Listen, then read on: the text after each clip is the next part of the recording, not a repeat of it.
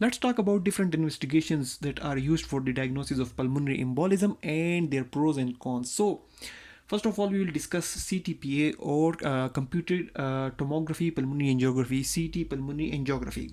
So, its pros are it is speedy, it can be performed quickly, and it can be performed out of the hours at even at night time.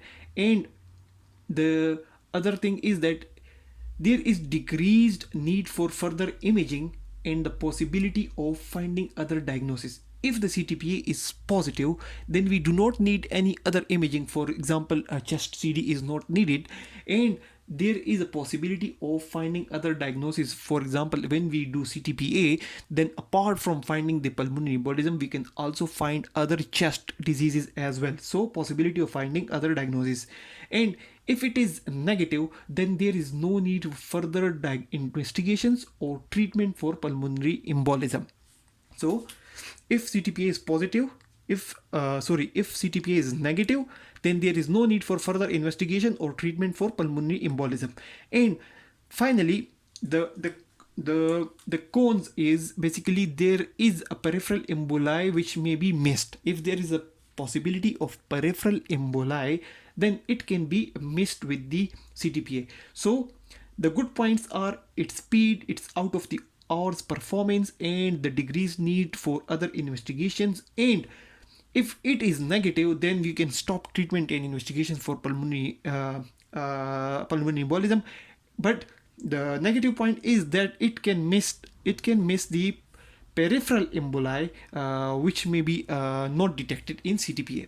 Then ECG is another investigation which is used for the diagnosis of pulmonary embolism, and its classic sign, the S1Q3T3, or the S wave in lead 1, Q wave in lead 3, and T wave inversion in lead 3. It is only seen in 20% of the cases. So it is a classic presentation, but it is found in only 20% of the pulmonary embolism patient. Then its advantage is that it may show tachycardia, which is basically a criteria for the diagnosis of pulmonary embolism and is used in Wells scoring system as well. And finally, ECG may also show right bundle branch block, which is also present in pulmonary embolism.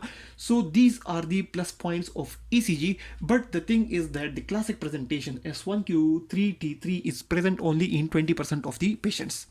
Then the pros cons of ventilation perfusion scan or VQ scan.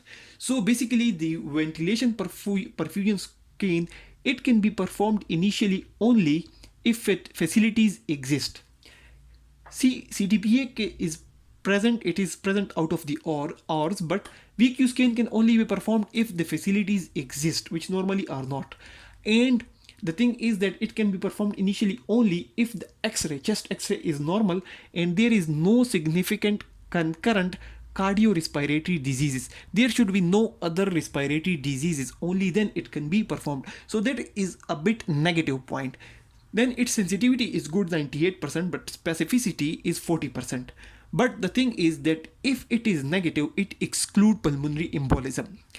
And another negative thing is that other causes also give mismatch. Basically, pulmonary VQ scan shows mismatch in pulmonary embolism, but this mismatch in VQ scan can also be present in old pulmonary embolism or vasculitis or AV malformation or radiotherapy treatment. So these are the bad points of the VQ scan, and some good points include that if it is negative, then it virtually excludes pulmonary embolism. Then D-dimers, basically its sensitivity is good, 95 to 98%, but they are very poorly specific. Their specificity is very low. And finally, the gold standard treatment for pulmonary diagnosis of pulmonary embolism is pulmonary angiography, but there are a lot of complications which occur with while doing the pulmonary angiography.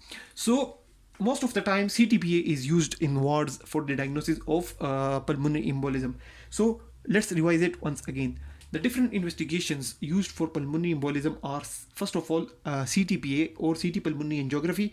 It is done done speedily or quickly, and it can be performed out of the hours. And if once uh, once a diagnosis is made, then there is no need for further imaging. There is decreased need for further imaging and possibility of finding other diagnoses. You can find some other diagnoses as well if you do CTPA apart from pulmonary embolism. And if the CTPA is negative, then there is no need for further investigation or treatment for pulmonary embolism.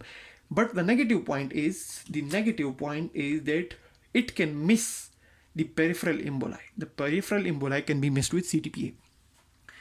ECG, the good points are that it can show tachycardia, which is a criteria in Wells score, and it can also show RBB, which is also present in pulmonary embolism. But the classic presentation, the S1, Q3, T3, S wave in lead 1, Q wave in lead 3, and T wave in lead 3, it is present in 20% of the patients only.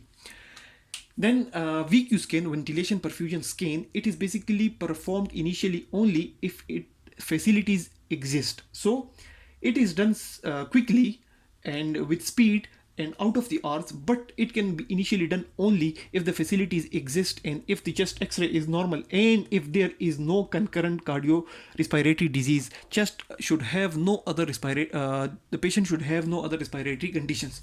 Finally, sensitivity is good, but specificity is 40%. And if the result is negative, if a VQ scan is negative, it can exclude pulmonary embolism. And negative points are that it can give matched defects in other conditions as well, like old pulmonary embolism, vasculitis, AV malformation. And finally, the D dimers has sensitivity 95 to 98%, but they are poorly specific. The pulmonary angiography is basically the gold standard for diagnosis of pulmonary embolism.